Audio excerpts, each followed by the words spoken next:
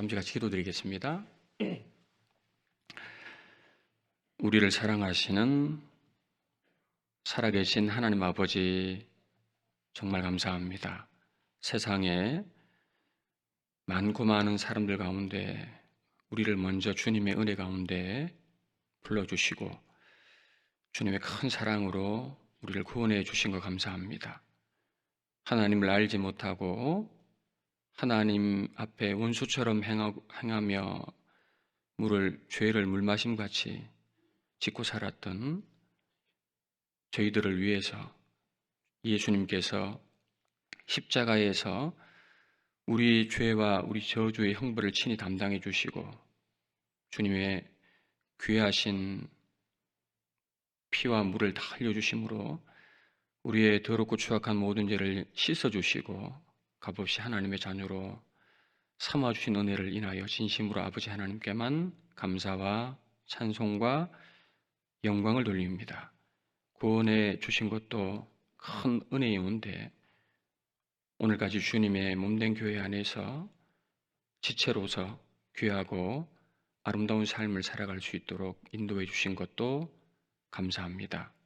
오늘도 우리에게 귀한 날을 허락해 주시고 이 아침에 주의 피로 구원받은 성도님들 한자리에 불러 모아 주신 것 감사합니다. 이 시간 주님께서 우리 각 사람의 심령 가운데 함께 해주시고 우리 각 사람에게 필요한 은혜와 말씀으로 충만히 채워주시기를 간구합니다. 필리핀 선교 중에 계신 우리 나성범 목사님과 함께 하신 모든 형제자매님들 가운데 주께서 더욱 함께 해주시고 은혜로운 선교의 시간이 될 수 있도록 도와주시고 모쪼록 모든 일들이 순조롭게 진행되어서 무사히 또 돌아올 수 있도록 하나님 모든 선교 기간에 함께 해주시고 더욱 인도해 주시기를 간구합니다. 여러 일로 사정으로 함께하지 못한 분들 다음번에는 마음과 시간을 내어서 함께할 수 있도록 인도해 주시옵소서.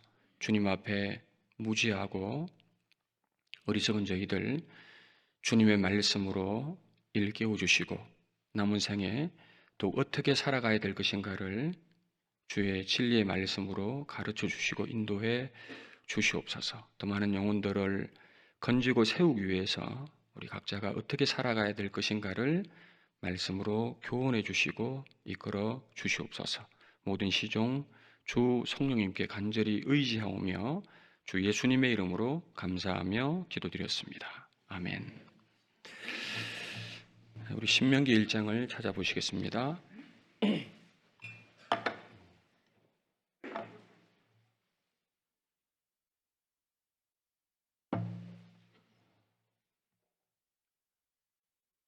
신명기 1장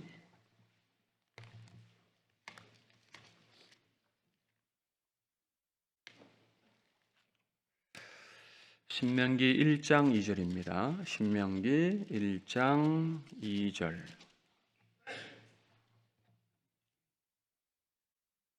신명기 1장 2절입니다. 같이 한번 읽어보시겠습니다. 호렙 산에서 세일산을 지나 가데스 바네아까지 10하루길이었더라. 자, 이 말씀은 이스라엘이 출애굽을 한 이후에 호렙산, 즉 시내산에 도착하게 됩니다. 출애굽한 이후에 여기까지 약 2개월 정도의 시간이 소요가 되었죠. 또 그 시내산에서 세일산을 지나, 세일산이 사해 남쪽에 있는 산입니다. 가데스 바네아가 나오죠. 이 가데스 바네아가 하나님이 약속한 가나안 땅의 남쪽 경계선 지역이죠. 그러니까 여기에서 바로 가나안에 들어갈 수 있는 곳이 되는 겁니다. 즉 하나님이 약속한 가나안 땅 앞까지 가는데 호렙산에서 10하루길 11일이 걸림을 말씀하고 있습니다. 자, 근데 이스라엘은 출애굽한 이후 11일이 아닌 무려 40년이라는 긴 세월을 보내어서 가데스 바네아에 도착하게 되었던 겁니다. 이 40년이라는 긴 시간이 걸렸는데 사실은 11일이면 갈 수 있었던 거리였다라는 거죠. 그러니까 하나님께서 이 말씀을 통해 우리에게 뭘 알려주시고자 하시는 거냐면은 11일이면 갈 수 있었던 거리였는데 왜 40년이 걸렸냐? 짧은 시간이 소요될 거리였는데 왜 그토록 긴 시간이 소요되었냐? 그 이유를 말씀하고 싶으신 거죠. 그래서 이 말씀은 아마 하나님의 한탄의 말씀이 될 것 같아요. 자, 그 이유가 뭐였냐면은 바로 하나님께 대한 불신앙, 불순종 때문이었습니다.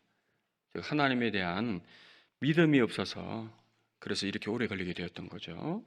자, 민수기 14장을 보시겠습니다. 민수기 14장.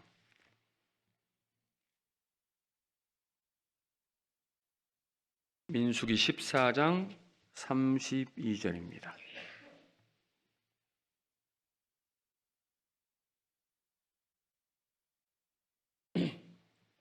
민수기 14장 32절. 32절에서 34절입니다. 민수기 14장 32절에서 34절까지입니다. 제가 32절 읽겠습니다. 너희 시체는 이 광야에 엎드러질 것이요 너희 자녀들은 너희의 패역한 죄를 지고 너희의 시체가 광야에서 소멸되기까지 40년을 광야에서 유리하는 자가 되리라. 34절 같이 읽죠. 너희가 그 땅을 탐지한 날수 40일의 하루를 1년으로 환산하여 그 40년간 너희가 너희의 죄악을 질지니 너희가 나의 실어버림을 알리라 하셨더라. 자, 출애굽 후 시내산을 출발한 이스라엘 백성들은 11일 만에 가데스 바네아라는 곳에 도착하게 되는데요. 이곳에서 가나안 땅을 정탐하기 위해서 정탐꾼을 보내게 됩니다. 이건 물론 하나님이 시킨 것이 아니고 그들이 그렇게 하자고 한 것이었죠. 이 각 지파의 한 사람씩 12명의 정탐꾼들이 그 땅을 둘러보고 돌아오게 되는데 그들 중에 여호수아와 갈렙을 제외한 10명의 사람들이 이 백성들 앞에서 가나안 땅에 대해서 이제 악평을 쏟아놓게 되죠. 우리가 가서 보니까 그 땅의 사람들이 거인과 같다고, 그들은 우리보다 너무 강하기 때문에 전쟁하면 도무지 이길 수가 없을 거라고, 우리는 스스로 보기에 메뚜기 같다고, 우리는 전쟁하면 반드시 죽을 거라고. 자, 이스라엘 사람들이 그 악평의 말을 듣고는 밤새도록 곡을 했다고 기록되어 있죠. 그러면서 또다시 모세와 아론과 하나님을 원망하게 되면서 애굽을 그리워하게 됩니다. 우리가 이럴 줄 알았으면 차라리 애굽 땅에서나 이 광야에서 죽었다면 좋았을 건데 어째서 우리를 이곳까지 오게 해서 칼에 망하게 하는 거냐고. 우리가 지금이라도 애굽으로 돌아가자라고 이렇게 외치게 되죠. 자, 그 소리를 들은 여호수아와 갈렙이 옷을 찢으면서 그런 말 하지 마라 그러죠. 우리가 탐지한 땅은 심히 아름다운 땅이다. 젖과 꿀이 흐르는 땅이다. 하나님이 우리와 함께 하시니까 그들을 두려워하지 말라고. 그들은 우리 밥이라고. 이런 얘기를 하니까 온 회중이 그들을 돌로 쳐 죽이려고 했죠. 그때 하나님께서 나타나셨습니다. 하나님께서 그들의 모습을 보고 진노하시게 됩니다. 너희들이 언제까지 나를 멸시하겠느냐, 언제까지 나를 믿지 않겠느냐 하시면서 그들에게 징계를 내리시게 되는데 방금 읽었던 말씀이 그 내용이죠. 너희들은 광야에서 유리방황하게 될 것이다. 너희들의 시체가 광야에서 엎드러지게 될 것이다. 자, 얼마 동안요? 얼마 동안 가나안 땅을 탐지했던 40일. 그 40일의 하루를 1년으로 계산해서 40년 동안 광야에서 방황하는, 유리방황하는 생활을 하게 되었던 겁니다. 자, 짧은 거리임에도 불구하고 그렇게 오랜 시간 동안 헤매고 방황하고 돌아가게 된 이유는 하나님에 대한 불순종과 불신앙으로 말미암았던 겁니다. 너희가 나의 실어버림을 알리라. 너희가 나의 실어버림을 분명히 알게 될 것이다. 하나님을 싫어하고 멀리 버린 결과가 어떠한지를 분명히 알게 된다는 거죠. 자, 빨리 갈 수 있었는데 지름길이 분명히 있는데 만약 그 돌아간다라면 그걸 낭비라고 하는 거지 않습니까? 자, 이들은 왜 광야 생활을 유리방황, 낭비를 했겠습니까? 자, 주님께서 인생을 낭비하고 살아가는 것을 원하시겠습니까? 하나님이 주신 이 황금 같은 시간과 은혜를 허비하시길 원하시겠냐고요. 여러분, 우리에게 하나님이 하루하루 허락을 하시지 않습니까? 오늘 아침에 어젯밤에 잘 주무셨어요? 잘 주무셨어요? 아침에 눈 뜨셨죠? 희한하게 눈이 떠지죠? 근데 오늘 아침에 눈 못 뜨신 분도 계셔요. 그런 분들이 있지 않습니까? 살아있는 게 기적이겠어요? 죽어있는 게 기적이겠어요? 여러분, 살아있는 게 기적입니다. 왜 하나님이 하루하루 허락하시겠습니까? 그게 이 땅의 시간이지만 그 영원한 나라와 영광을 위해서 우리에게 허락한 시간들이에요. 주님께서 주신 소중한 시간들입니다. 귀한 시간입니다. 타임 이즈 뭐라 그러죠? 타임 이즈 머니. 귀한 시간입니다. 그걸 낭비하고 헛되이 보낸다라면 하나님 보시기에 그게 얼마나 안타까운 일이겠냐라는 겁니다. 시편 78편을 보시죠. 시편 78편 33절.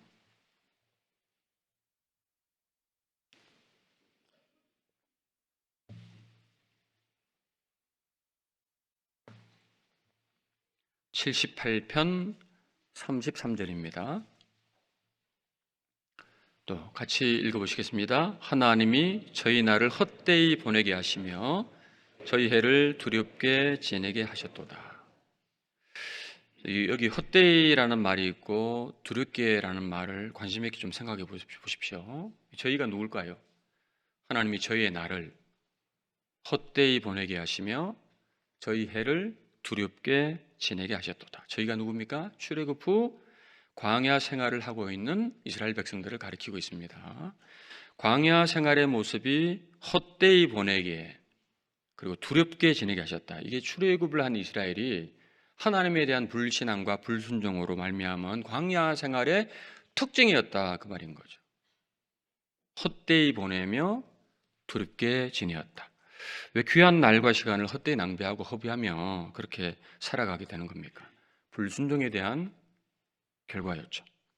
하나님께 대한 믿음이 없어였습니다. 불신앙이었습니다. 자, 우리도 그럴 수 있다는 거죠. 여러분, 믿음으로 살지 않고 끝까지 자기 고집으로 살고 있는 그리스도인이 있다라면 그분도 헛되이 보내며 두려운 날들을 보내야 될 것 같아요. 뭐 구원받은 사람이 목적 없는 사람처럼 살고 있습니까? 교회만 그냥 왔다 갔다 하면서 내가 이래 살아가고 있는 게 맞는지 그런 시간들 없습니까? 우리도 구원받은 우리의 인생을 헛되이 보내지 않으려면은, 인생을 낭비하지 않으려면은 믿음과 이런 순종이 최선의 길인 겁니다. 우리가 왜 때론 많은 시간들을 헛되이 보내게 됩니까? 바로 주님께 대한 불순종 때문이었죠. 자, 여러분 어떠세요? 많은 말씀을 듣고 있는데 정말 말씀대로 순종하며 사십니까? 보이는 환경을 쫓아 사는 것이 아니라 보이지 않는 하나님의 말씀을 쫓아서 순종하며 믿음으로 살아가고 있습니까? 믿음으로. 우리가 좀 더 순종하면 낭비하지 않고 시간들을 아끼고 지름길로 갈 수 있는데 순종치 못해서 헛된 시간들을 보낼 수 있을 겁니다. 그래서 오늘 우리가 어떤 것에 낭비를 하고 허비를 하는지, 바로 갈 수 있는데 왜 돌아가고 있는지에 대해서 이런 것들에 대해서 좀 생각을 해보도록 하겠습니다. 설교 제목이 낭비하지 않는 인생, 이런 제목으로 정해봤습니다. 낭비하지 않는 인생. 그래서 보니까 먼저 이제 구원받는데 낭비하는 시간을 보내는 사람들이 많잖아요. 빨리 구원을 받아야 인생은 낭비하지 않는 겁니다. 그리고 구원받은 이후에 우리가 낭비하지 않으려면 우리의 삶의 초점이, 목적이 반드시 전도하는 삶이 되어야 되겠죠. 여러분, 전도, 복음과 관계없이 사는 모든 인생은 뭐예요? 그 헛수고지 않습니까? 우리의 삶이 내가 정말 전도하고 있다라면 낭비하지 않고 있는 거예요. 거기에 초점이 맞춰져 있지 않다라면 나는 지금 인생을 허비하고 있는 겁니다. 그리고 세 번째, 구원받은 후에도 인생을 낭비하는 사람들이 있는 겁니다. 제일 큰 이유가 주님 안에 온전하게 거하지 않음으로 인해서. 정말 붙어 있어야 되는데 교회만 왔다 갔다 하는 거 붙어 있는 게 아닙니다. 붙어 있어야 됩니다. 그래야 절로 열매를 맺는 겁니다. 그리고 자기 수단 방법으로 살기 때문에 인생이 낭비되는 거 아니겠습니까? 하나님이 모든 분을 다 가까이 하는 게 아니죠. 하나님을 내가 가까이 한 만큼 가까이 하시는 거예요. 구원은 은혜고 공짜이지만 신앙생활은 공짜가 아니잖아요. 내가 한 만큼이지 않습니까? 자기 고집 생각을 좀 버리고 주님 말씀에 순종하고 살 때, 그러니까 최선의 길은 순종입니다. 이런 것에 대해서 오늘 간단하게 생각을 해보겠습니다. 자, 인생을 헛되이 보내지 않으려면 먼저는 하나님과 관계를 맺는 데서 시작하는 거지 않습니까? 그러니까 구원을 받지 않으면 그 사람은 하나님과 아무런 관계가 없는 사람이 되는 것이고 인생을 완전히 허비하는 사람이 되는 겁니다. 예수님께서 구원받지 않은 사람에게 그 사람은 차라리 나지 아니하였다면 제게 좋을 뻔하였느니라. 그렇게 말씀하셨잖아요. 여러분, 먼저는 구원을 확실하게 받아야 인생을 낭비하지 않게 되는 겁니다. 우리 교회 안에 다 구원받았다면 얼마나 좋겠습니까? 근데 그게 성경적이지 않죠. 이 가운데도 구원을 안 받으신 분이 계실 겁니다. 왜 구원을 강조하냐면 구원을 받아야 신앙생활을 할 수 있는 거니까 그렇죠. 이 구원받는 데 낭비하는 시간을 보내는 사람들이 많습니다. 구원을 받는 지름길이 있는데 그걸 안 받아들이고 고집 부리면서 평생을 허비하고 낭비하다가 나중에 구원받는 사람들이 있지 않습니까? 성경에도 그런 사례가 많습니다. 구원을 받으려면은 예수님께 직접 이렇게 나가야 되는 겁니다. 그래야 인생의 문제가 빨리 해결될 수 있죠. 자, 예수님 당시에 수많은 병자들이 있었는데 왜 많은 사람들이 고침을 못 받았습니까? 예수님이 병을 고친 분들은 일부의 사람들입니다. 많은 사람들이 예수님께 직접 나가지 않았기 때문이죠. 예수님은 수고하고 무거운 짐진 자들아 다 내게로 오라. 내가 너희를 쉬게 하리라. 내게로 오라. 자, 그 말씀대로 예수님 당시에 예수님께 재빨리 나간 사람들은 즉시 고침을 받을 수 있었죠. 근데 대다수의 이스라엘 사람들은 예수님을 몰라봤습니다. 그리고 잘못된 율법주의에 빠져서 율법 사상에 얽매여 있다 보니까 뭘 해서 천국에 가는 줄 알았던 거죠. 율법을 잘 지켜서 천국에 가려고 했던 겁니다. 그래서 그 잘못된 생각 때문에 주님께 나아가지 않고 구원을 받는데 어려움을 겪게 된 겁니다. 그건 이제 인생을 낭비한 것이 되는 겁니다. 마가복음 5장 보시죠. 마가복음 5장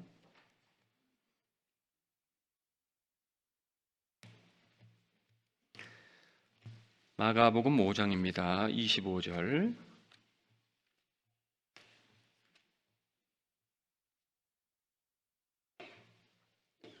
마가복음 5장 25절. 마가복음 5장 25절부터 28절, 29절까지입니다. 제가 읽겠습니다.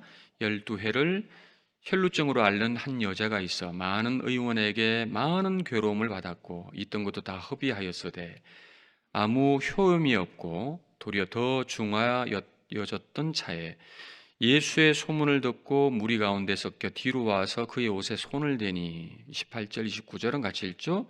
이는 내가 그의 옷에만 손을 대어도 구원을 얻으리라 하밀러라.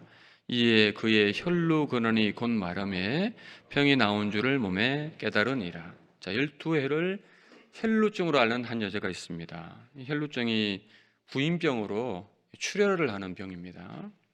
여러 의사에게 고쳐보려고 부지런히 쫓아다녀 봤는데 많은 괴로움을 받았고 있는 재물도 다 허비했다.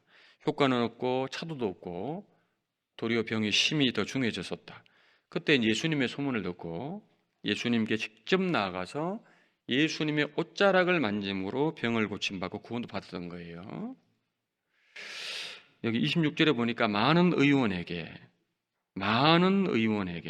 많은 의사의 손을 거졌지만은 차도가 없었고 도리어 더 심해졌다.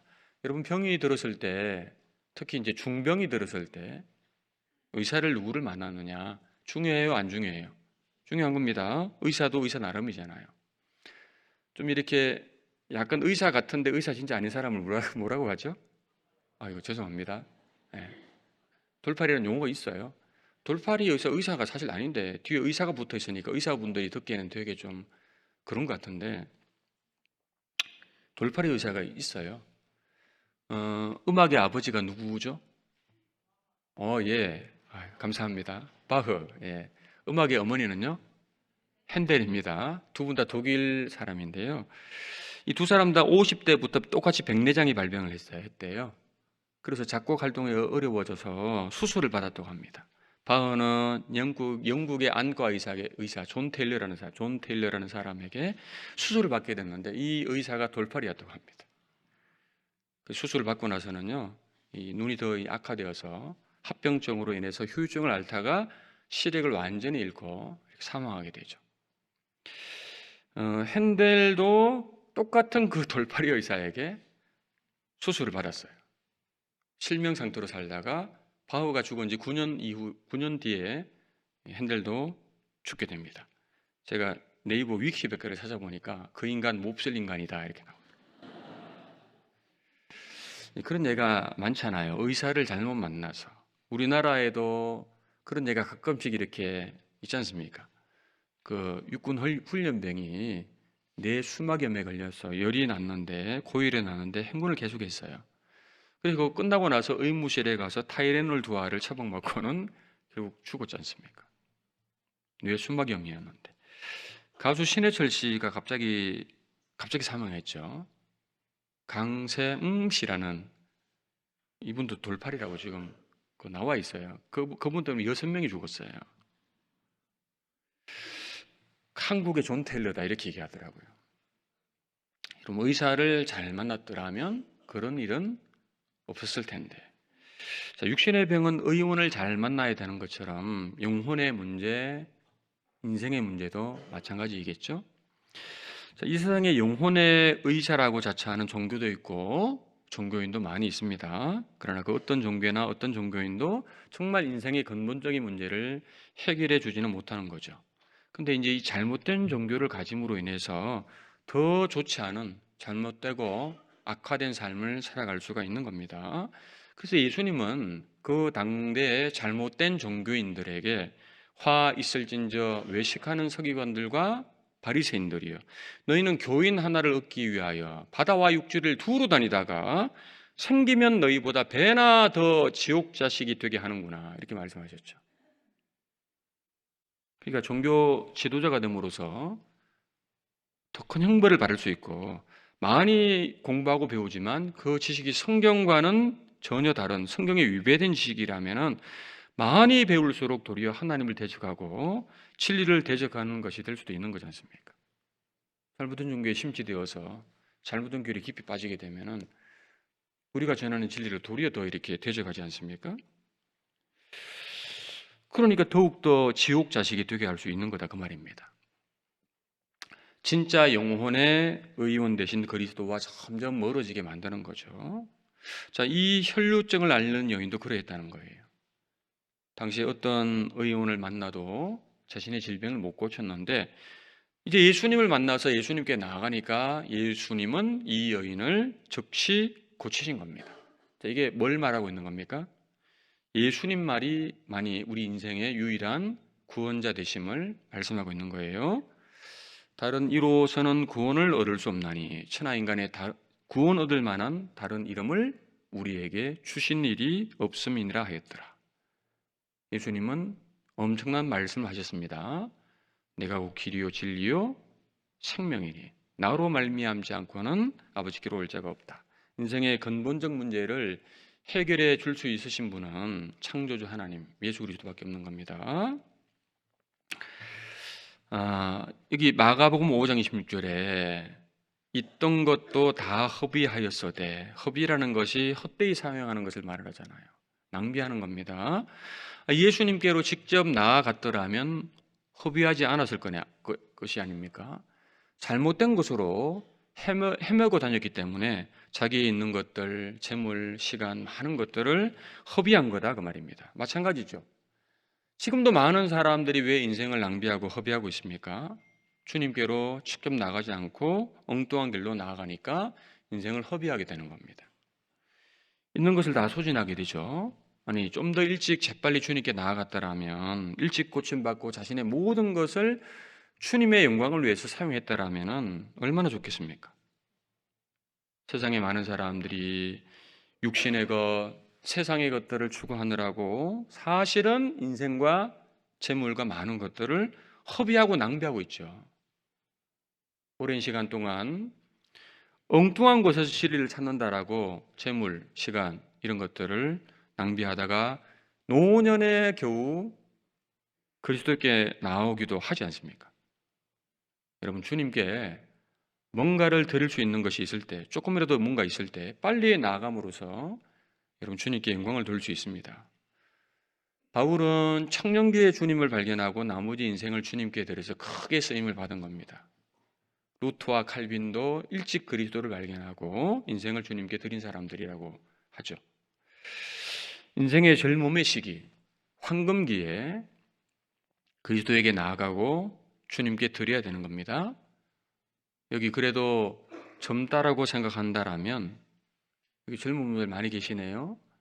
우리 교회 학교 학생들 그리고 우리 청년들 젊을 때 인생을 드려야 됩니다. 주님은 젊음을 드리는 것을 귀하게 보신다고 하셨죠. 사람이 젊었을 때 멍에를 매는 것이 어떻다고요? 좋으니. 따라해 보시죠. 사람이 젊었을 때 멍에를 매는 것이 좋으니. 이게 무슨 말입니까? 늙으신 분은 멍에 매지 말라는 겁니까? 아닙니다. 웬만하면 일찍 멍에 매라 그 말입니다. 더 늙기 전에 일찍일수록 멍에 매는 게 쉬운 거예요. 송아지가 송아지일 때 멍에를 매게 해야지, 송아지 때는 멍에를 한 번도 안 매게 하다가 소가 되어서 멍에를 매게 하면 소가 거부하고 하지 않습니까? 훈련이 안 된 거거든요. 젊은 사람이 주를 위해 살아가는 모습을 마치 새벽 이슬 같다라고도 시편에 말씀하셨죠? 새벽 이슬은 청아하고 맑고 깨끗하고 아름답지 않습니까? 인생을 낭비하지 않으려면은 우리는 계속 주님께 더욱 나아가야 됩니다. 히브리서 10장 22절 보시죠. 히브리서 10장 22절.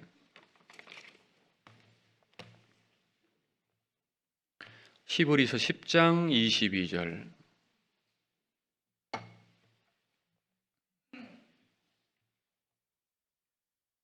10장 22절. 우리가 마음의 뿌림을 받아 양심의 악을 깨닫고 몸을 맑은 물로 씻었으니, 같이 읽겠습니다. 참 마음과 온전한 믿음으로 하나님께 나아가자. 구원받은 사람은 계속적으로 참 마음과, 왜 앞에 참자가 붙었습니까? 네? 참 마음으로 교회 안 오시는 분들 계셔요. 형식으로만 나오시는 분들 계시다고요. 하나님 중심 보시잖아요. 마음을 보시잖아요. 참 마음과 온전한 믿음으로 하나님께 나아가자. 자, 인생을 허비하지 않으려면은, 헛되이 살지 않으려면은 하나님 계속 나가야 돼요. 세상으로 나가면 안 되죠. 육신으로 나가면 안 될 겁니다. 죄 가운데 나가면 안 되잖아요. 주님께로, 그리스도께로 계속 나아가야만 됩니다. 그리스도께로 직행해야죠. 우리가 구원받았을 때 예수님에게 나아갔지 않습니까? 그때 예수님을 봤지 않습니까? 보라, 보라, 세상 죄를 지고 가는 하나님의 어린 양이로다. 그때 예수님 처음 봤죠. 그때 이후로 우리는 계속 주님을 봐야 됩니다. 여기 교회 수식지 제일 앞에 있는 말씀이 뭐예요? 믿음의 주요 또 온전케 하시는 이 예수를 바라보자. 이게 같은 말의 의미예요. 신앙은 주님 바라보는 거죠. 주님 바라봤을 때 베드로가 이 세상 무리를 빠지지 않고 걸었잖아요. 주님 안 바라보고 바람을 보고 무서워 빠져가는지라. 현실의 상황을 보면은 주님 안 바라보고 현실의 상황을 보면은 바다에 빠지는 겁니다. 현실에 빠져 살아요. 우리는 세상을 밟고 믿음으로 이겨나가는 사람이지 않습니까?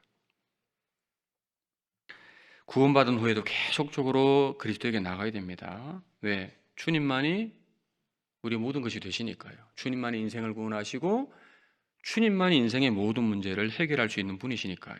근데 구원받고 나서 주님께 못 나아가게 만드는 게 뭐예요? 주님께 잘 나아가다가 중간에 뭐가 탁 막히죠. 그게 우상이지 않습니까? 우상. 주님과 나 사이에 우상이라는 것이 끼어들면 문제가 꼬이기 시작합니다. 하나님 우상 숭배하는 걸 아주 싫어하시잖아요. 구약시대 우상 숭배자들은 다 죽였습니다.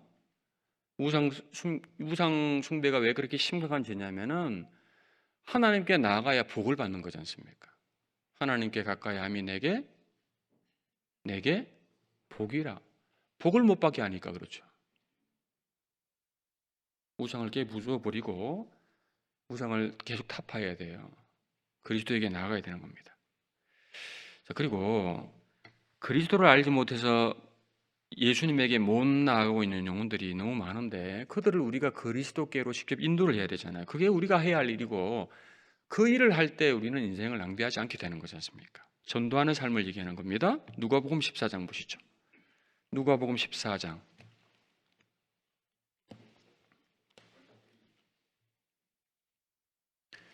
누가복음 14장 23절.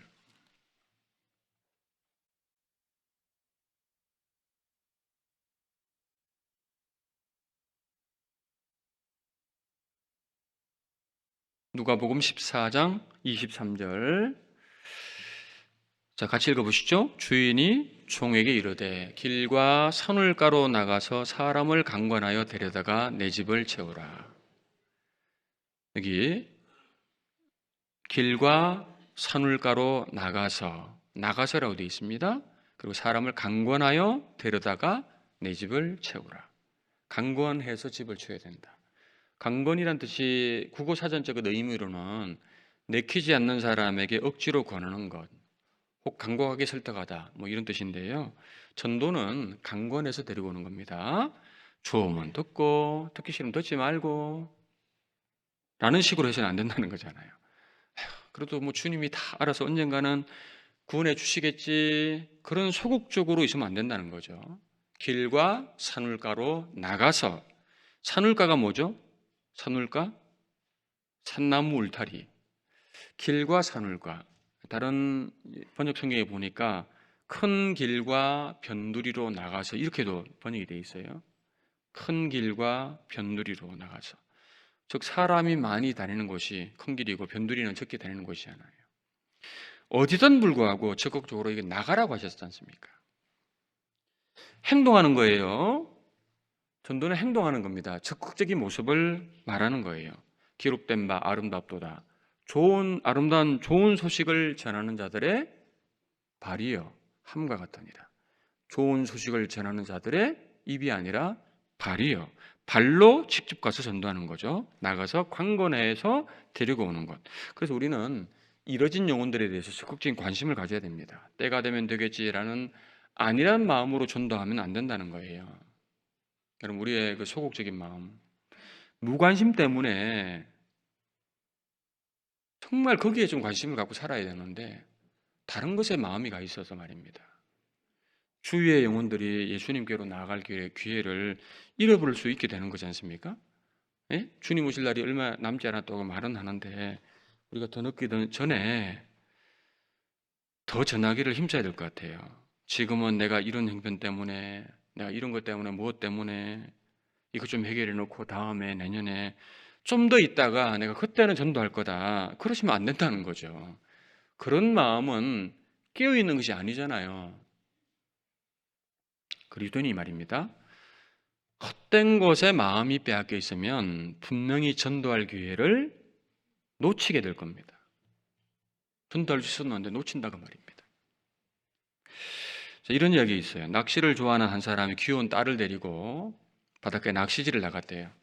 그래서 고기가 잘 잡히지 않으니까 딸을 그 물가 근처 바위돌 위에 이렇게 앉혀놓고 고기를 잘 잡으려고 여기저기 옮겨 다니는데 한 곳에 가니까 고기가 너무 잘 무는 거예요.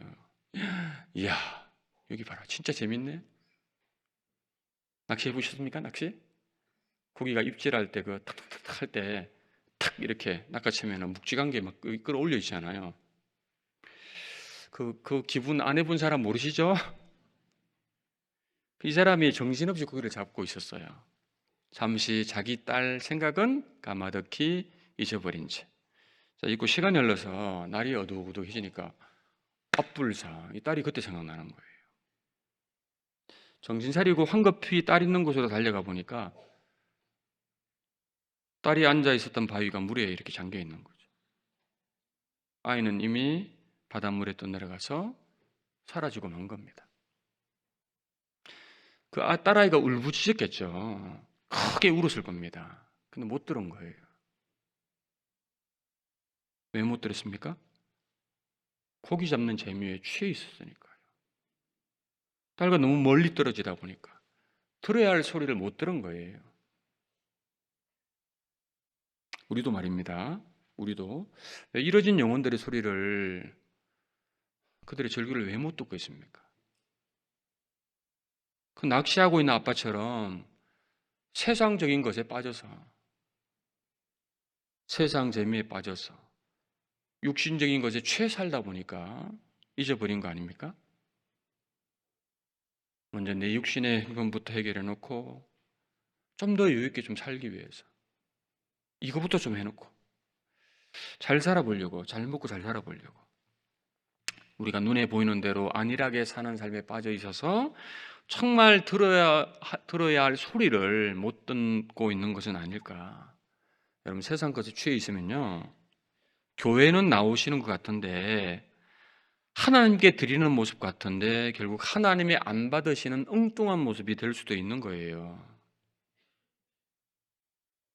구원받은 사람은 몸으로 하나님께 산제사 드리는 사람이잖아요. 너희 몸을 하나님이 기뻐하시는 거룩한 산제사로 드리라. 근데 잘못 드리면 하나님 안 받으십니다. 엉뚱하게 드리니까 그러죠. 마치 레위기 10장에 아론의 아들 나답과 아비후가 성막에서 하나님께 다른 불을 드리다가 다른 불을 드렸죠. 불이 여호와 앞에서 나와서 그들을 삼켜서 그들이 죽은 것처럼 말입니다. 왜 나답과 아비후가 하나님이 명하시지 않는 다른 불을 드리게 되었을까? 그들은 제사장이었습니다. 분명히 배웠을 겁니다. 다른 불 드리면 안 된다는 것을 배웠겠죠. 우리도 배우지 않습니까? 배웠는데 제정신이 아니었던 겁니다. 왜냐? 그들이 술에 취해 있었거든요. 정신 못 차린 거예요. 우리도 말씀을 계속 배우잖아요. 마귀는 우리가 정신을 못 차리도록, 끼어있지 못하도록 계속해서 세상적인 것에, 육신적인 것에 취해 살도록 우리를 유혹하고 있는 거예요. 세상 것에, 세상 잠에 취해서 살라고. 자, 그럼 우리도 교회는 나오지만 하나님 앞에는 죽은 삶이 되는 겁니다. 다른 불을 드리게 되는 거죠. 하나님이 진노하시는 거예요. 자, 여러분, 우리 자녀들 두신 분들 있잖아요. 어떤 분은 이래 보면은, 교회 안에 보면은 자기 자녀가 교회만 나오는 것으로 만족해야 하는 것 같아요. 자녀가 교회만 나오면 된 겁니까? 여러분, 교회 나오는 거하고 신앙생활 잘하는 거 다른 거예요. 신앙생활 잘해야 되는 거예요. 자식이 교회를 나와. 이래 보면은 구원을 받은 건지 안 받은 건지, 여러분 정신 좀 차려보세요. 공부를 잘하는 것도 중요하지만 더 중요한 것은 정말 생명이 있냐, 신앙이 있는 거냐, 잘하냐라는 거예요. 정말 신경 써야 될 곳에 신경을 못 쓰지 못하다가 그러다가 아이가 마귀에게 붙잡혀 가면은 그거 어떻게 합니까? 그건 누가 책임집니까? 그런 사례가 많잖아요. 여러분 정신 차려야 그런 것들이 보이는 거예요. 교회 학교에만 맡기면 아이가 다 확실해지는 겁니까? 여러분 절대로 그렇지 않습니다. 그런 분들이 많이 있는 것 같아요. 전국적으로. 그러니까 주님이 우리에게 정신 차리라고 말씀하셨잖아요. 깨어있으라라고 말씀하지 않습니까? 또한 너희가 이 시기를 알거니와 자다가 깰 때가 벌써 되었다. 자다가 깰 때가 되었다. 만물의 마지막이 가까웠으니 그러므로 너희는 정신을 차리고 근신하라. 정신 차려라. 근신해라. 깨어 있으라. 이렇게 말씀하고 있지 않습니까? 우리는 깨어 있는 상태에서 영혼들을 돌아보고 주님께로 강권해서 데리고 와야 됩니다. 우리가 할 일은 주님 뜻대로 구원받은 사람답게 확실하게 살고 주님을 분명히 전하면 되는 거잖아요. 예? 제대로 살아야 말이죠. 저희도 지난 집회 때 어떤 어르신이 한 분이 확실하게 구원 바로 받았어요. 와, 대단하시더라고. 한 번 넣고 구원받기 어렵죠? 어렵잖아요. 어떻게 전도됐냐 물어보니까 우리 원장의 할머니가 식당에서 아르바이트를 해요. 그 너무 밝으신 거예요. 너무 밝으니까 이 어르신이 야, 나는 힘든데 저 사람 왜 저래 밝아? 그 너무 이제 그게 이렇게 하다 교제를 하다 보니까 말씀 한번 들어보라고 했어요. 왔어요. 그래서 구원 받았어요. 내가 잘 나오고 있어요. 여러분 표정 보니까 왜 그래요?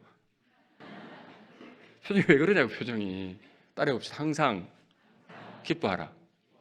자, 속은 문드러지더라도 항상 기쁘다가 아니에요. 항상 기뻐하라 그랬잖아요. 교회 와서 밝게 이렇게 하면 얼마나 좋겠어요. 교회에서 인상 쓰고 보면은 인사해도 밝게 안 대하고 내가 무슨 문제를 줬나? 왜 그걸 오해하게 만드십니까? 교회 와서도 안 밝은데 세상에 나가서 밝겠습니까? 세상에서도 기뻐하겠냐고요. 그럼 말씀에 순종 안 하는데 어떻게 전도가 되는 겁니까? 주님 뜻대로 구원받은 사람답게 확실하게 살고 그리고 주님을 우리는 분명히 전하면 되죠. 그게 우리 할 일이잖아요. 싫다고 하든 싫은 소리 해도 참고 기다리는 가운데 계속해서 전하면 되는 거예요. 그들이 구원받지 못하면은 잠시 후에 지옥 그 영영한 불 속에 있을 그 애타는 슬픈 운명을 미리 보고 애타는 마음으로 우리가 더 전도해야 될 거예요. 그리스도께로 인도해야 됩니다. 그들에게 전하지 않아서 그들이 지옥에 간다라면 그 핏값을 우리가 담당해야 돼요. 자, 여러분 나는 지금 지난 주간에도 복음을 전하기 위해서 노력했다. 힘써 전하지 않고 있다라면 인생을 내가 허비하고 낭비하고 있는 거잖아요. 왜 삽니까? 왜 삽니까? 복음으로 구원받았다면 복음을 전하고 살아가는 삶이 복음에 합당한 삶이지 않습니까? 우리에게 하루하루를 허락하시는 이유는 내 주변에 구원받을 영혼이 지금도 있기 때문이죠. 찾는 사람이 있습니다. 부지런히 다니셔야 만나는 거예요. 우리의 마음을 보시고 주님이 도와주실 겁니다. 구원받을 영혼이 내 주변에 없다. 그럼 주님이 나를 데려가실 것이 아닙니까? 역사가 끝이 나겠죠. 그래서 우리는 그리스도를 전하고 또 전해야 될 겁니다. 그리스도에게 인생을 직접 인도해야 됩니다. 그래야 인생을 낭비하지 않게 되는 겁니다. 자, 그리고 구원받은 후에도 인생을 허비하는 사람들이 많이 있어요. 여러분, 우리가 구원받기 전에는 아무런 가치 없는 삶이었잖아요. 인생을 낭비했던 겁니다. 근데 이제 구원받고 나서는 우리의 삶이 하나님 앞에 계산되는 삶이기 때문에 낭비하지 않는 거예요. 우리는 잠시 후면 천국에서 왕노릇할 산소망이 있는 사람들입니다. 우리는 왕이 됩니다. 왕노릇한다가 무슨 말일까요? 왕노릇한다. 자, 왕은 돈 있을까요? 없을까요? 돈 있어요? 없어요? 없어요? 왕이 안 되어봐서 모르시겠죠. 왕, 권력 있을까요? 없을까요? 명예 있을까요? 없을까요? 다 있다는 거예요. 다. 천국 가면 부족함이 없다는 겁니다. 다 있다는 거예요. 우리는 잠시 후면 왕노릇할 하나님의 아들인데 그 아들이 왜 인생을 낭비하게 되는 걸까? 고린도후서 6장 1절에 우리가 하나님과 함께 일하는 자로서 너희를 권하노니 하나님의 은혜를 헛되이 받지 말아라. 하나님의 은혜를 헛되이 받지 말아라. 여러분, 우리는 구원받은 하나님의 은혜로 구원을 받았고 구원받은 이후도 계속적인 하나님의 은혜로 살아가는 사람입니다. 은혜 위에 은혜로라. 계속 주님이 우리에게 은혜를 내려주셔요. 근데 그 은혜를 헛되이 받는 이유가 뭡니까? 은혜를 보답하지 않는 것도 은혜를 헛되이 받는 거예요. 그렇지 않겠습니까? 왜 하나님이 우리에게 은혜를 계속해서 내려주십니까? 주님 뜻대로 살라고 은혜를 주시는 거죠. 내 고집, 내 육신대로 살라고 내려주시는 게 아니잖아요. 이 땅에서 주님의 뜻을 이루기 위해서, 주님의 역사를 위해서. 우리가 하나님의 말씀대로 살지 않고 말씀과 관계없이 자기 생각과 고집대로 살아가니까 헛된 인생이 되는 거 아닙니까? 여러분, 육신이 참 너무 강한 것 같아요. 육신이. 말씀을 그래 들어도 내 속에서요 꼭 그렇게 말씀대로 살아야 되냐, 꼭 순종해야 되냐, 그렇게까지 교회 생활 해야 되냐고, 그렇게 해서 어떻게 먹고 살 거냐고, 나는 그렇게는 못하겠다라고, 나는 나름대로 살 거라고, 나는 말씀대로 안 살아도 나름대로 잘 살 수 있다고. 여러분 그런 식으로 생각하다가 오랫동안 인생을 낭비하게 되는 겁니다. 인생을 헤매게 되는 거예요. 그래서 시간이 오래 지난 이후에 이렇게 돌아보면 결국은 모든 것을 허비하고 낭비한 것이 되는 거예요. 혹 그러지 않습니까? 구원받은 이후에 지금까지 헛되이 보낸 시간 없습니까? 가령 구원받은 이후에 여러분 주님께서 명령하신 붙어 있으라, 주 안에 거하라, 이 말씀에 불순종함으로 10하루길 걸리는 거리를 40년을 돌아갈 수 있는 거죠. 여러분 주님 안에 거하는 문제는 구원받은 이후 신앙의 가장 기초가 되는 너무너무 중요한 문제예요. 자, 신앙을 실패하는 이유 중에 아마 가장 큰 비중을 차지한다라고 해도 과언이 아닐 것 같아요. 구원받은 사람들, 구원받아도 가는데 왜 많은 사람들이 신앙을 실패하냐? 온전히 안 거예요. 안 붙어 있는 거예요. 그래서 주 안에 거하지 않음으로써 인생을 낭비하게 되는 건데, 이거 잠시 생각해 보겠습니다. 창세기 16장. 창세기 16장.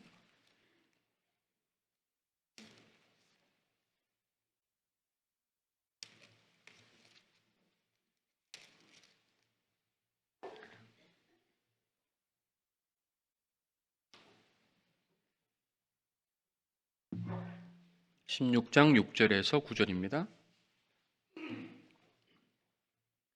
창세기 16장 6절에서 9절. 6절에서 9절까지 잠시 교독을 하겠습니다. 제가 한 구절 읽겠습니다. 창세기 16장 6절. 아브라함이 사라에게 이르되 그대의 여종은 그대의 수중에 있으니 그대의 눈에 좋은 대로 그에게 행하라 하매 사레가 하갈을 학대하였더니 하갈이 사레의 앞에서 도망하였더라.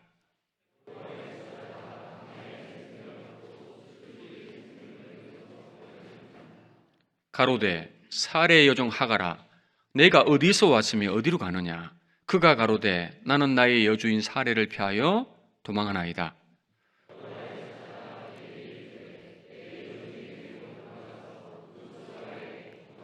됐습니다. 아브라함의 아내가 사레죠. 나중에 사라라고 이름이 바뀌어지는데 사레의 몸종이 하갈이었습니다. 애굽의 여인이었습니다. 사레가 아이를 못 낳자 자기 남편 아브라함에게 하갈과 동침을 하라고 하죠. 자기 몸종을 아브라함에게 첩으로 내준 거예요. 이었고 하갈이 아이를 가지게 됩니다. 그래서 이에 16경 4절에 보니까 하갈이 잉태함에 그가 자기의 잉태함을 깨닫고 그 여주인을 멸시한지라. 하갈이 잉태를 하니까 여주인 사레를 멸시했다고 말씀하고 있어요. 자, 당시에 아이를 못 낳는 것을 정말 여자의 수치로 생각하던 시대였지 않습니까? 이제 하갈이 자기 뱃속에 자기 주인 아브라함의 씨가 잉태되고 있으니까 임신을 한 거예요. 여주인은 임신을 못 하는데 자기 여주인이 딱해 보이잖아요. 이제 아이를 낳을 걸 생각하게 되다 보니까 목에 힘이 들어가겠죠?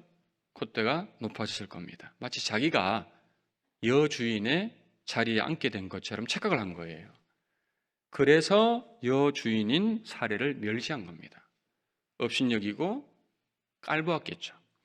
그래서 사레가 아브라함에게 자신이 억울하다라고 남편에게 이해한 거예요. 나 이래서 못 산다고, 저 계집종이 날 멸시한다라고 이렇게 말했겠죠. 그러니까 아브라함이 6절에 아브라함이 사라에게 이르되 그대의 여종은 그대의 수중에 있으니 그대의 눈에 좋은 대로 그에게 행하라 하매 사레가 하갈을 학대하였더니 하갈이 사라의 앞에서 도망하였더라. 자, 그래서 사레가 하갈을 학대하기 시작하니까 하갈이 이걸 견디지 못해서 집을 나간 거예요. 누가 학대했다고요? 사레가 하갈을 학대했어요. 도망을 간 거예요. 근데 이 성경에 보면 이 사레가 어떤 여자로 평가하고 있냐면은 베드로전서 3장 5절에 아브라함을 주라 칭하며 남편에게 순복함으로 자기를 단장한 거룩한 부녀였다. 이렇게 칭찬하고 있어요. 그러니까 모범적인 아내상으로 기록하고 평가하고 있는 거예요. 그런데 이 장면을 보면은 사례도 성질이 보통이 아니었을 것 같아요. 하갈이 도망갈 정도로 학대를 했으니까 이 보통 성깔이 아니지 않습니까? 얼마나 이 학대를 하니까 도망을 가겠습니까? 자, 하갈이 도망을 갔는데 그때 천사가 나타납니다. 16장 8절에 가로되 사례 여종 하갈아 내가 어디서 왔으며 어디로 가느냐 라고 말하면서 여호와의 사자가 그에게 이르되 내 여주인에게로 돌아가서 그 수하에 복종하라. 자, 나온 곳으로 돌아가서 복종하면은 네 자손으로 번성케 하고 그 수가 셀 수 없게 많게 하겠다라고 약속의 말씀을 전해주죠. 자, 여기 중요한 말씀이 있습니다. 저를 따라해 볼게요. 내가 어디서 왔으며 어디로 가느냐. 이게 무슨 뜻이겠어요? 내가 어디서 왔으며 하가라 너 어디로 가는 거냐? 이게 무슨 말입니까? 하가라 야, 네가 나온 곳이 정말 어딘 줄 아느냐? 하갈이 어디서 나왔습니까 지금? 아브라함과 사라의 가정에서 나왔잖아요. 여러분 당시에는 하나님이 아브라함에게 나타난 거예요. 아브라함을 통해서 천하 만민이 복을 받을 것이라고 약속하셨죠? 아브라함과 사라에게는 하나님이 함께 하셨고 범사에 복을 주셨습니다. 그때 당시 이 지구상에 하나님 앞에서 제일 중요한 곳, 최고로 소중한 곳이 하나님이 역사하시는 장소, 그 가정이 아브라함의 가정이었던 거죠. 여기에서 모든 복이 흘러나왔던 겁니다. 하갈이 거기서 뛰쳐나온 거예요. 하나님이 함께 하시는 곳, 축복이 있는 곳을 떠났던 거예요. 내가 어디서 왔으며 야, 너 지금 네가 어디서 나온지 아냐? 너 하나님이 함께 하시는 복 받는 곳에서 복을 차버리고 나가더니 너 도대체 왜 그렇게 어리석은 짓을 하고 있냐? 정신 차려라 그 말인 겁니다. 그리고 어디로 가느냐? 무슨 말이에요? 하갈이 지금 어디로 갈까요? 자기 고향이 애굽이잖아요. 애굽은 세상이잖아요. 그럼 망할 곳이지 않습니까? 그래서 내 여주인에게로 돌아가라. 그 수하에 복종하라. 빨리 돌아가서 주인에게 복종하라 라는 말씀입니다. 여러분, 자, 이걸 보면은 물론 어려움이 있고 학대를 받더라도 돌아가서 그 위치를 지키고 수하에 복종하면 하나님께서 복을 주시겠다는 말씀입니다. 그래서 하갈은 어쨌든 순종해서 다시 돌아갔습니다. 복종해서 복을 받게 된 거예요. 여러분, 이 아브라함과 사라 이 가정이 우리 시대로 보면은 교회예요. 교회. 하나님의 축복이 흘러나오는 것이 신약 시대는 교회잖아요. 교회를 통해서 하나님의 축복이 약속이 되어 있습니다. 하늘에 속한 모든 신령한 복이 약속되어 있는 것이 교회입니다. 만복의 권을 되신 주님이 교회에 계시잖아요. 각종 지혜를 알게 하시고 보여주시고 계시고 교회를 통해서 영혼을 세우고 영혼을 건지는 일을 하고 계시는 건데, 자, 그렇다면 교회가 얼마나 소중하고 중요한 것이 되는 겁니까? 여러분, 우리는 교회의 중요성을 계속해서 알아가야 돼요. 우리의 지금 생각보다 훨씬 중요하고 소중한 것이 교회라는 거죠. 교회를 모르니까 교회 생활을 제대로 못하는 거 아니에요? 교회가 어떤지 잘 모르니까 교회의 뜻에 순종 못하는 거 아닙니까? 정말 축복된 곳이 교회인데, 그러니까 무슨 이유가 되었든 간에 이 무리를 떠나면 안 된다는 거죠. 어떤 어려움이 있더라도 교회를 떠나서는 안 된다는 겁니다. 여러분, 지금 여기 몸은 이곳에 와 계시지만 마음은 떠나 있는 분도 계실지 모를 일이잖아요. 네? 맞죠?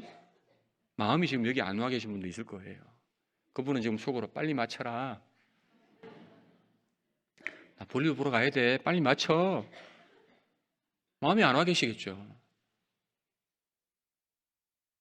마음이든 몸이든 교회를 떠나는 것은 마치 하갈이 아브라함의 가정을 뛰쳐나온 것하고 똑같은 겁니다. 여러분, 근데 아브라함과 함께 하다가 아브라함을 떠난 사람이 있지 않습니까?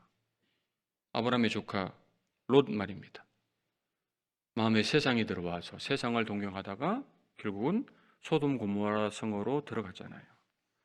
그건 교회를 떠나서 세상으로 흘러가 버린 성도의 모습을 보여주고 있는 거예요. 그러다가 결국 불가운데서 얻은 구원, 부끄러운 구원의 대표가 롯이지 않습니까? 롯과 같은 사람이 되어서는 안 될 것을 말하는 겁니다. 하갈과 같이 여러분 잠시라도 몸과 마음이 교회를 떠나서는 안 될 것을 말씀하고 있는 거예요. 여러분 그런 사람에게 주님이 지금도 그렇게 말씀하시겠죠. 야, 네가 어디서 왔으며 너 어디로 가느냐? 빨리 교회로 돌아가서 교회의 위치와 질서 속에 순종하고 복종하라. 주님이 그렇게 말씀하실 것 같아요. 여러분 돌아가기 싫을 수도 있겠죠. 왜냐? 교회 안에도 문제와 어려움이 있을 수 있기 때문인 겁니다.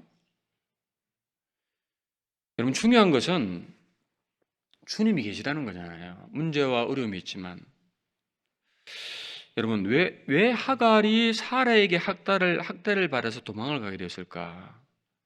그 이유가 뭐냐면은 보세요. 이 문제의 원인이 하갈에게도 있는 거예요.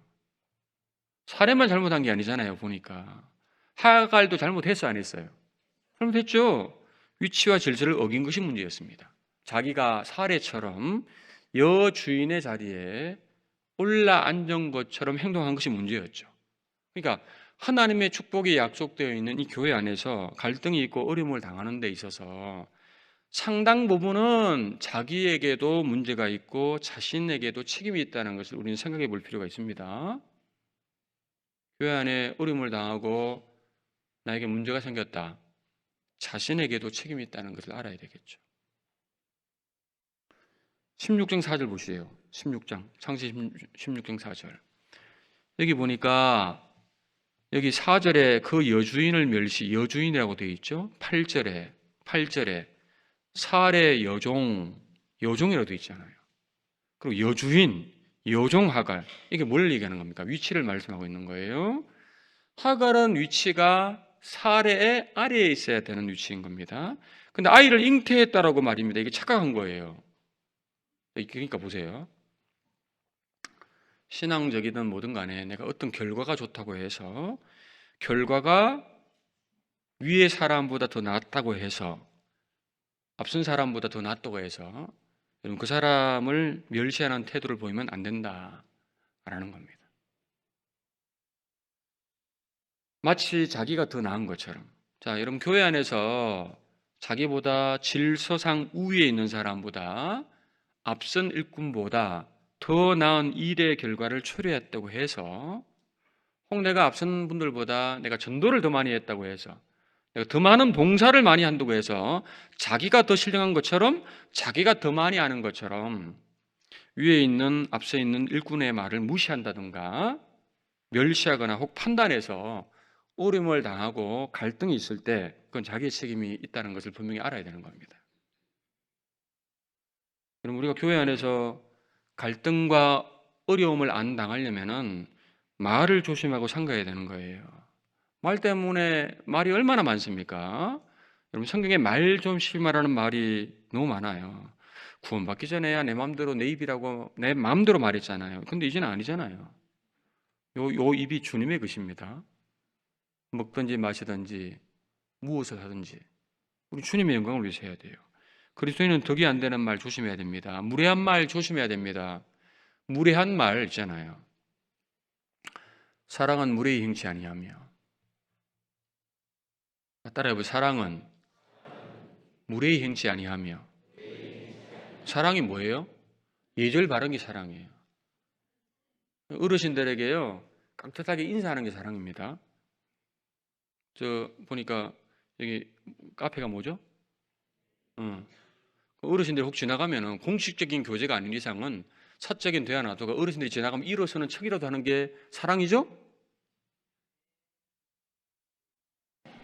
샘머리 앞에 일어서라고 돼 있잖아요. 무례한 건 사랑이 아니에요. 형제자매들 한 분 한 분을 귀하게 생각하고 정말 예의 바르게 대하는 게 그게 사랑이잖아요. 말은 사랑한다고 하는데 사랑합니다 하는데 자세히 보면 행동은 영 사랑이 아니요. 여러분 사랑은 배우는 겁니다. 교회 안에 사랑은 배우는 거예요. 사랑을 어떻게 해야 하는지 모르는 분이 되게 많아요. 형제자매를 사랑한다라면 인사를 한번 하더라도 좀 밝게 웃으면서, 그죠? 이게 사랑이잖아요. 말을 잘못하면은 형제자매들이 상처받습니다. 목회자는 상처 안 받을까요? 저도 받아요. 안 받은 척 하는 거지. 그죠? 한 번씩 해야지, 어떻게. 상처 주는, 좀 받아야지. 여러분, 원망의 말, 불평의 말, 교회 안에 이런 것들을 얼마나 조심해야 됩니까? 우리가 서로 존중하고 존경하지 않으면 그리스도의 법이 깨어집니다. 사랑의 법이잖아요. 여러분, 교회 안에서는 내 마음대로 말해도 뭐라고 하는 사람이 없죠. 그잖아요.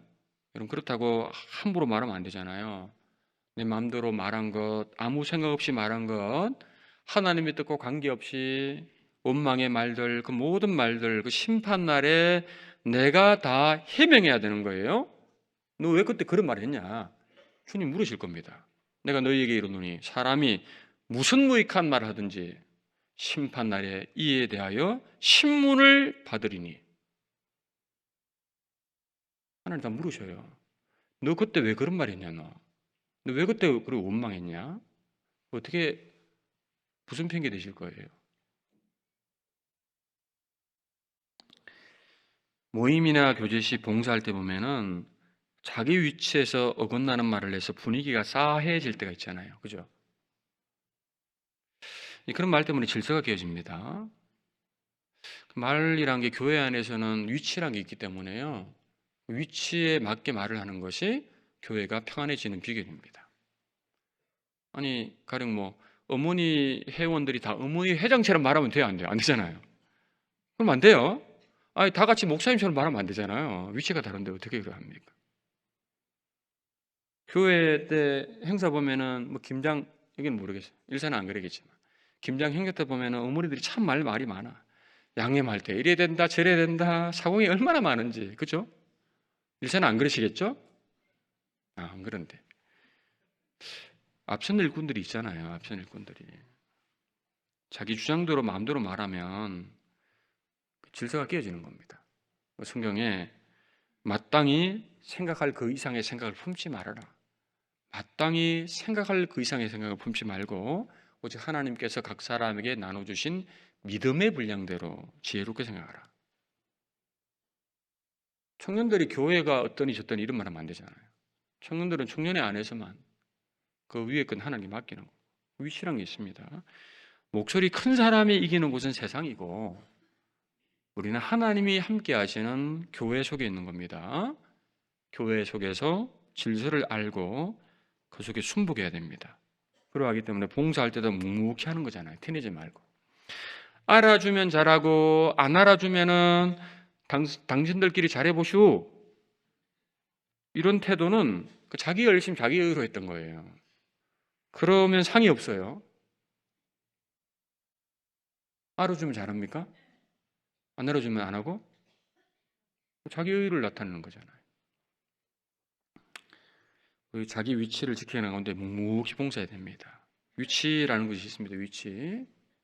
하나님 앞에 정말 믿음이 있는 분들은 형제자매를 정말 귀하게 생각하고 앞선 일꾼들을 존중할 수 있는 거예요. 그 믿음입니다. 믿음. 앞선 일꾼이 뭐 인격이 훌륭해서 존경합니까? 부모님이 인격이 훌륭해서 자식이 부모를 공경해야 되는 겁니까? 성경은 그게 아니지 않습니까? 위치 때문에 그런 거예요. 하나님이 정해놓은 거예요. 위치를 순복하고 위치에 있는 분들을 공경하는 사람이 보이지 않는 하나님도 공경할 수가 있는 거예요. 그래서 하나님이 이 인간관계 속에 위아래를 넣어두신 거예요. 그걸 배워야 교회 안에 질서 속에 순종할 수 있게 되는 겁니다. 교회는 세상과 구별된 곳입니다. 우리 옆 개개인을 존중하지 않으면 주님을 무시하는 것이 분명히 됩니다. 자, 교회 안에 질서가 반드시 있음을 기억해야 신앙생활을 잘할 수 있는 거예요. 위치를 잃어버리면 안 됩니다. 자, 이 질서와 위치에 대한 인식이 부족했던 사람이 바로 하갈이었어요. 질서를 세우신 분이 하나님이시기 때문에 질서를 어기게 되면 항상 문제가 발생하도록 되어 있는 거잖아요. 가정에서도 남편의 위치, 아내의 위치가 있습니다. 자식의 위치가 있습니다. 그걸 깨트리면 큰 문제가 되는 겁니다. 교회 안에도 마찬가지고요. 질서대로 움직여야지 자율에 맡기면은 무질서와 혼돈이고 결국은 망하게 되어 있는 겁니다. 그러니까 여기 사례가 하가를 학대한 걸 보면은 사례도 요러면 안 되잖아요. 사례도. 자, 자기 아래 사람이 자기를 그렇다라고 그러면 불러서 온유하게 교제를 해줘야 되잖아요. 그러면 안 된다. 너 나의 종이야. 너 그러면 안 돼. 너 그렇다고 너 나 무시하냐? 그러면 안 돼. 그러고 하나님께 맡게 되는 거잖아요. 근데 학대한 게 문제예요. 학대. 우리 구역장님들, 어머니 수장님들 조원들 학대하는 분 안 계시죠? 요즘은 조원들이 겁나서 막 이렇게 조장들이 되게 힘들어 하더라고요.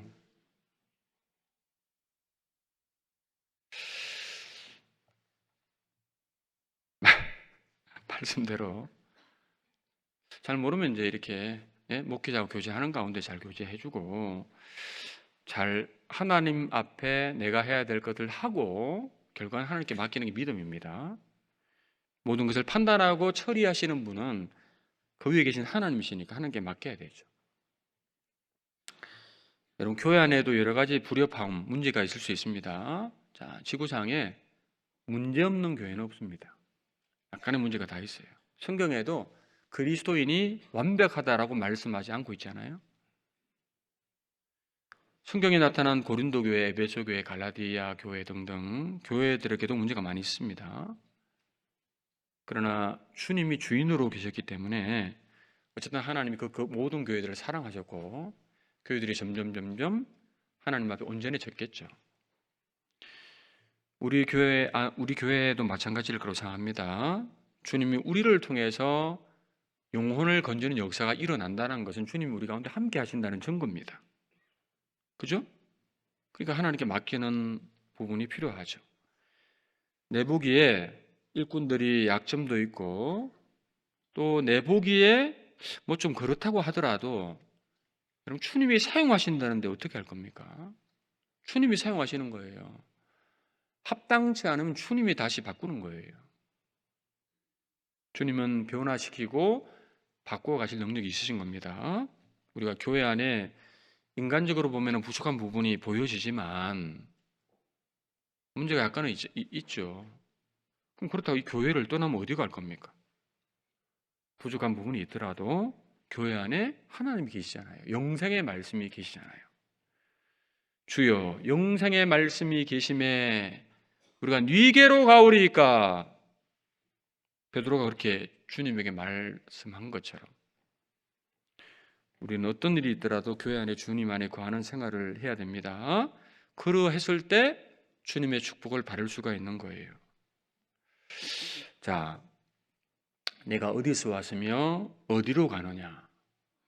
자, 이 말씀은 구원받고도 마음이 정말 주님과 교회를 행하지 않고 방황하고 있는 사람에게 주님이 하고 있는 말씀이실 것 같아요. 야, 너가 얼마나 중요한 곳에 지금 마음이 떠나 있는지 아느냐? 여러분, 마음이 떠나 있으면 안 돼요. 공급을 못 받아요. 뿌리를 박으라고 있잖아요. 주 안에 뿌리를 박으라고 돼 있지 않습니까? 뿌리를 살짝 걸치고 있는 분도 계시잖아요. 교회 안에도 바람이 불어요. 풍파가 지나가요. 살짝 걸치고 있는 분들은 그때 다 떨어져 나가는 겁니다. 주 안에 뿌리를 박아야 됩니다. 그래야 그 하나님이 그 마음 보시고 풍성한 은혜를 공급해 주시는 거예요. 신앙은 공급이잖아요. 왜 붙어 있으라라고 했겠습니까? 공급받아야 힘 있는 삶을 살 수 있게 될 거니까 그렇죠. 붙어만 있으면은 절로 열매를 맺는다라고 했습니다. 붙어 있는 게 뭐냐면은 시편 133편의 말씀을 얘기하는 거예요. 형제가 연합하여 동거함이 어찌 그리 선하고 아름다운 거. 교회와 내 마음 몸이 연합하고 동거해야 돼요. 연합하고 계십니까? 교회 일에? 동거하는 모양으로 신앙생활 하고 있습니까? 가족처럼? 거기 붙어 있는 건데요. 교회 자주 나오면 힘드세요? 집에 가정에 매일 들어가는 게 힘드시죠? 에? 그거나 이거나. 여러분, 가족, 형제 자매라면서 가족이라면서요. 아니 밤마다 집에 들어가잖아요. 밤마다 낮에 일 보다가 밤마다 집에 들어가서 가족들하고 얘기하고 밥 먹고 교제 나오다가 잠자고 아침에 나와서 흩어졌다가 또 밤 되면 집에 들어가서 밥 먹고 교제하고 자다가 또 나오고 그 미친 거예요? 정상인 거예요? 정상입니다. 우리가 주님으로 모일 때 모이는 거 정상이죠. 그게 왜 힘든 겁니까? 사실 일주일 살면서 교회에 오는 시간이 몇 시간입니까? 전도 집회 때 말고요. 뭐 그렇게 우리가 교회에 많은 시간을 투자한다고 생각하십니까? 주일날 하루도 제대로 이 교회 안에 못 구하면 어떻게 충만할 수 있겠어요? 밥만 먹고 도망가고, 죄송합니다.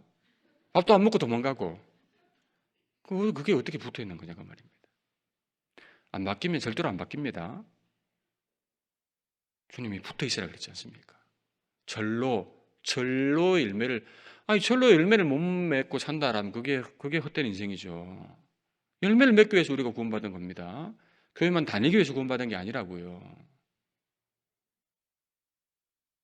선택을 심각하게 생각해보고 선택을 잘하라, 그런 말씀입니다. 우리가 방황하면 안 됩니다. 방황한다면 빨리 교회로 마음과 몸이 돌아가야 됩니다. 돌아가지 않으면 분명히 인생을 허비하고 낭비하는 것이 되는 겁니다. 자, 그리고 네 번째, 여러분 신앙생활 하는 가운데 교회 안에 형제자매들과 갈등이란 게 있잖아요. 특히 인간관계에 있어서 쉽게 풀릴 문제를 자기 수단, 자기 생각, 자기 방법대로 행함으로써 이게 오랫동안 풀리지 않고 서먹한 관계, 심지어 원수처럼 이렇게 되어서 시간과 인생을 낭비하는 사람들도 많이 있더라고요. 잠언 17장. 잠언 17장입니다. 잠언 17장 14절.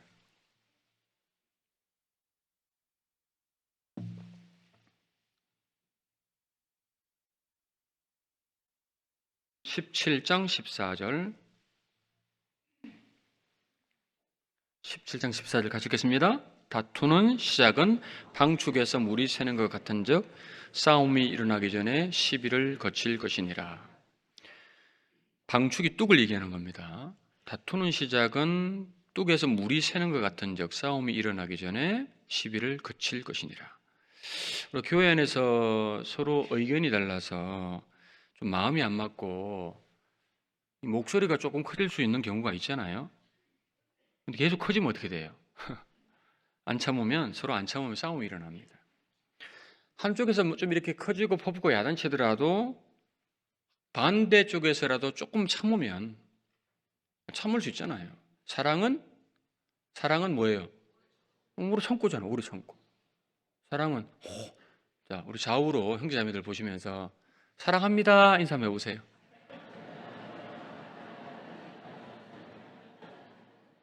다 사랑합니다 그랬어요. 다 사랑합니다 했는데 사랑합니다 그 말은 나 오래 참을게요 그 말이에요. 아시겠어요? 나 오래 참을게요. 나 오래 참을게요. 오래 참으셔야 돼요. 애매히 고난을 받아도 하나님을 생각함으로 슬픔을 참으면 이는 아름다운 거다. 참아야 되는 겁니다. 믿음이 성장한 사람은 참는 거예요. 아이는 못 참죠. 한쪽에서 좀 이렇게 참으면 간단하게 해결될 문제인데 못 참아서 같이 열내고 소리치고 일이 더 커지고 엉켜서 복잡하게 되면은 그 다음은 잘 안 풀어지게 되는 겁니다. 다투는 시작은 방축에서 물이 새는 것 같은즉 싸움이 일어나기 전에 시비를 거칠 것이니라. 싸움이 일어나기 전에 시비를 거쳐라. 시비를 가리라고 말씀하셨어요? 거치라고 말씀하셨어요? 시비가 뭐예요? 네가 잘했냐 내가 잘했냐? 교회 안에서 여러분 누가 맞냐 안 맞냐가 이게 중요한 게 아니에요. 서로 조금만 참고 양보하면 되는데 참지 못해서 싸움이 일어난다. 이건 자기 수단 방법대로 하는 것이 되는 겁니다. 그럼 그 다음부터 봐봐요. 그분하고 관계가 불편해져요. 그럼 이제 교회 와서 그분 보면 마음이 안 좋아. 그죠? 아니, 평강이 우리 마음을 주장하게 되는데 교회는 감사하고 기뻐하고 이래야 되는데 이 보면 마음이 이렇게 안 좋아. 돌아가. 인사도 안 하려고 그래. 여러분 그거 헛된 시간입니다. 낭비하는 거예요. 왜 그렇게 살아야 돼요?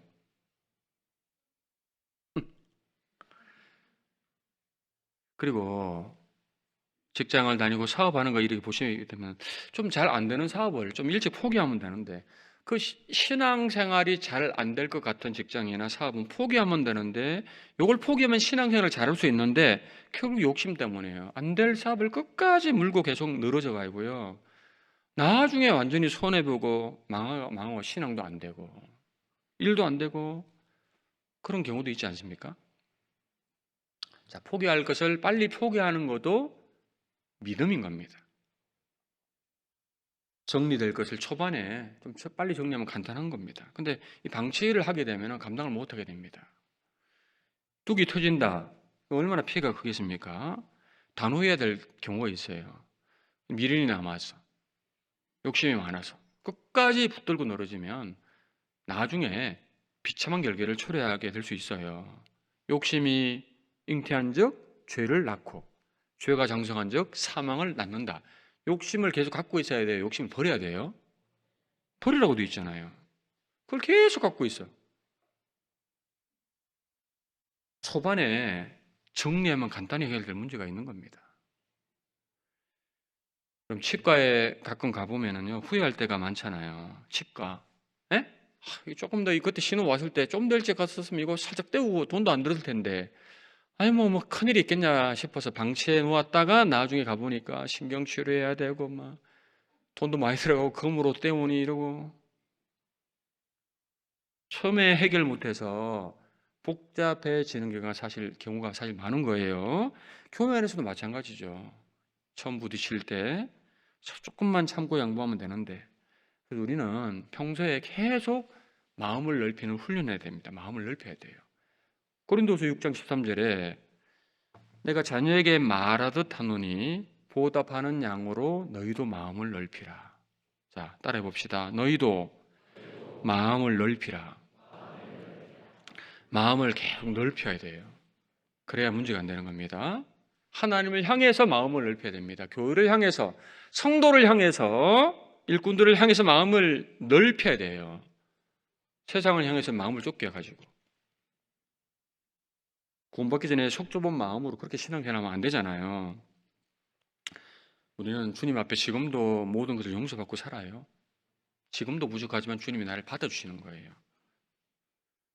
주님이 나를 용서하시고 받아주신 것처럼 내 주변의 형제 자매들이 그분들이 심각한 죄가 아닌 이상, 교회를 오염시키는 죄가 아닌 이상은 서로 용납하고 받아줘야 됩니다. 로마서 15장 7절. 로마서 15장 7절.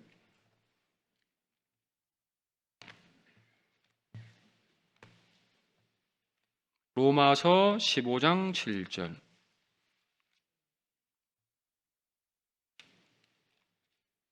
로마서 15장 7절. 15장 7절입니다. 같이 읽겠습니다. 이러므로 그리스도께서 우리를 받아 하나님께 영광을 돌리심과 같이 너희도 서로 받으라. 이러므로 그리스도께서 우리를 그대로 받아주셔서 하나님께 영광을 돌리심과 같이 너희도 서로 뭐하라? 자, 같이 따라해 봅시다. 너희도 서로 받으라. 들이받으라는 얘기예요. 무엇이든 이해해주고 용서하고 받아줄 수 있어야 됩니다. 이게 주님께 영광을 돌리는 길이 되는 거예요. 형제자매들의 여러분 예? 그런 것들에 별것 아닌 걸 문제 삼으면 안 돼요. 문제로 크게 삼는 게 문제예요, 사실은. 교회 안에 많은 문제들이 있잖아요.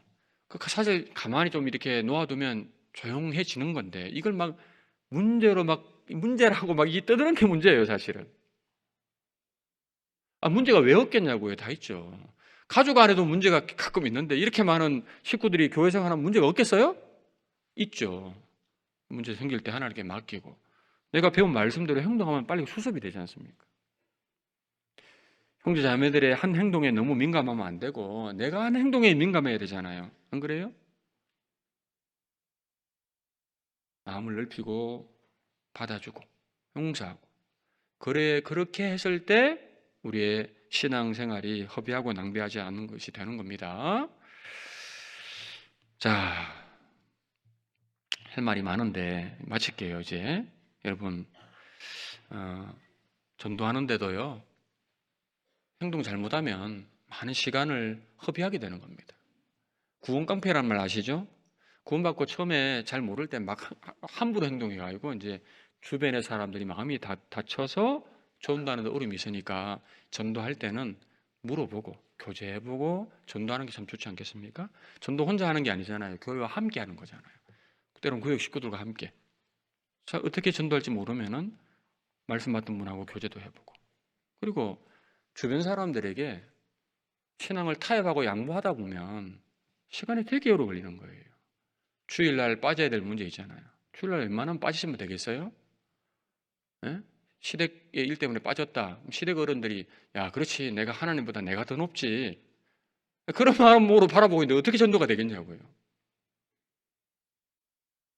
일단은 하나님을 기쁘시게 해드리는 가운데 전도해야 됩니다. 신앙을 타협하거나 양보하면 하나님 싫어하십니다.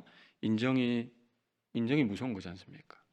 말씀보다 앞선 인정은 합당치 않습니다. 최선의 길은 주의 말씀에 순종하는 겁니다. 그게 인생을 낭비하지 않는 지름길이 될 겁니다. 여러분, 인생의 길의 경영은 하나님께 맡기는 것, 하나님께 하시도록 하는 것이 최선의 길입니다. 마지막 말씀 시편 37편 5절, 시편 37편 5절.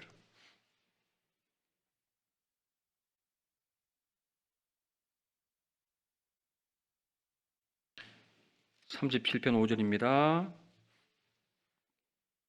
37편 5절 6절, 5절 6절 같이 읽겠습니다. 너의 길을 여호와께 맡기라.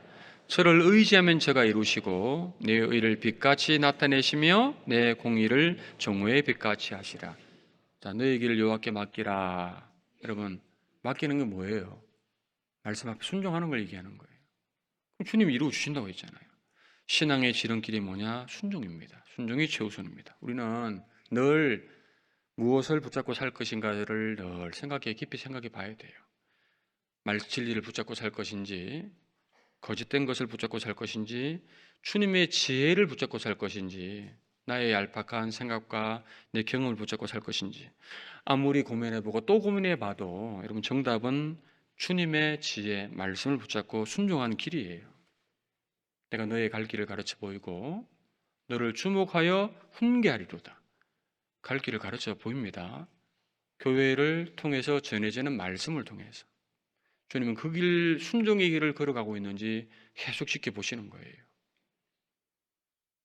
우리가 좀 더 순종하는 가운데 내 생각 고집을 계속해서 버리고 주님이 정해놓으신 정로로 순종의 길로 걸어가야 될 것 같아요. 그래야 우리 모두가 주님 앞에 귀하게 쓰임받는 일꾼이 될 수 있을 겁니다. 주의 말씀에 계속해서 순종하다가 헛되지 않는 인생길을 걸어가다가 주님을 영광스럽게 맞이해야 될 것 같습니다. 같이 기도드리겠습니다.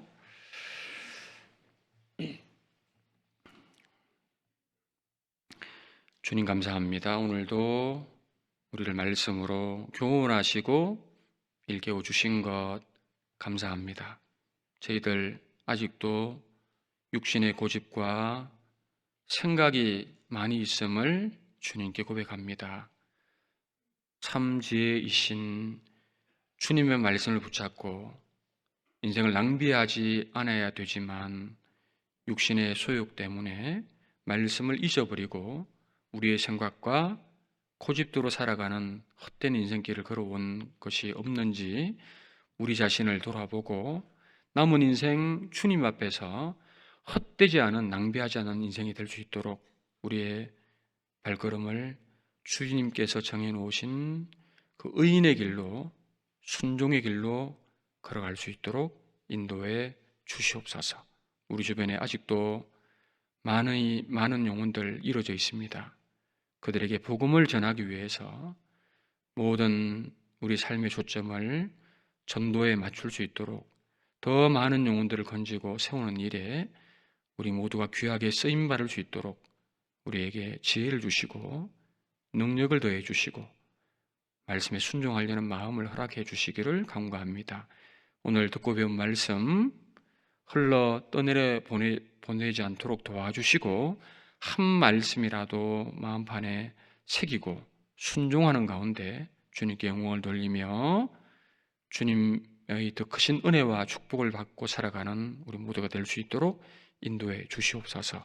선교중에 있는 일행들 가운데 함께해 주시고 모든 일들 은혜로운 가운데 진행될 수 있도록 축복하시고 도와주시옵소서. 이후의 모든 일정도 주님께 의지합니다. 주 예수님의 이름으로 기도드렸습니다. 아멘.